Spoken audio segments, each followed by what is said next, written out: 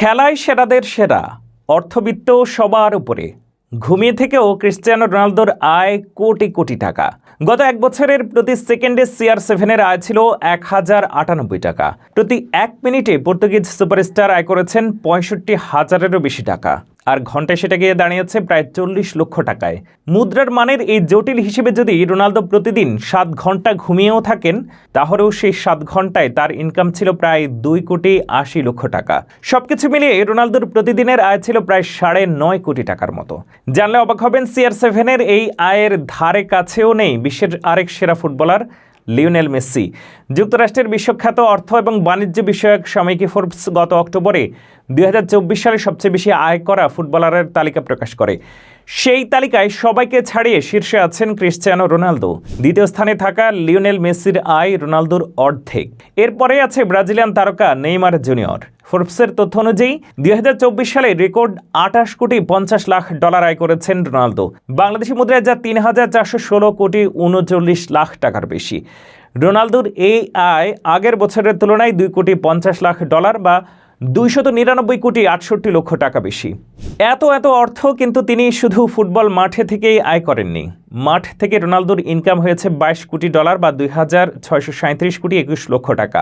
বাকি $6,50,00,000 বা 779,17,00,000 টাকা তার অ্যাকাউন্টে জমা হয়েছে মাঠের বিভিন্ন খাতের আয় থেকে। ফোর্বসের হিসেব অনুযায়ী রোনালদোর সেকেন্ডে আয় $9.16 বা 1,098 টাকা। অন্যদিকে চিরপ্রতিদ্বন্দ্বী লিওনেল মেসির আয় রোনালদোর অর্ধেকেরও কম। মেসি 2024 সালে $13,50,00,000 বা 1,618,29,00,000 টাকা আয় করেছেন। মাঠ থেকে মেসির এসেছে $6 কোটি আর মাঠের বাইরে থেকে এসেছে $7,50,00,000। ফোর্বসের আয়ের হিসেবে এই নিয়ে টানা দ্বিতীয় বছর রোনালদোর পেছনে রইলেন মেসি।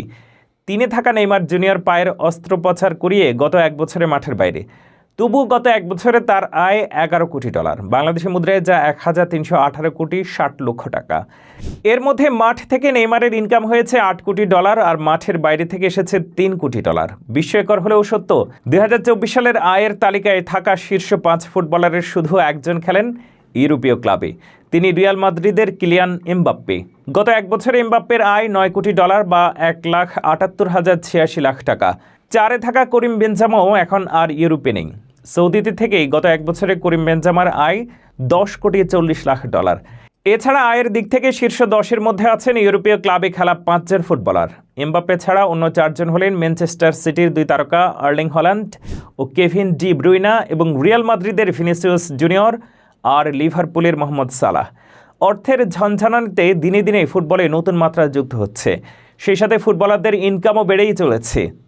বর্তমানে যেখানে রাজত্ব করছেন ক্রিস্টিয়ানো রোনালদো।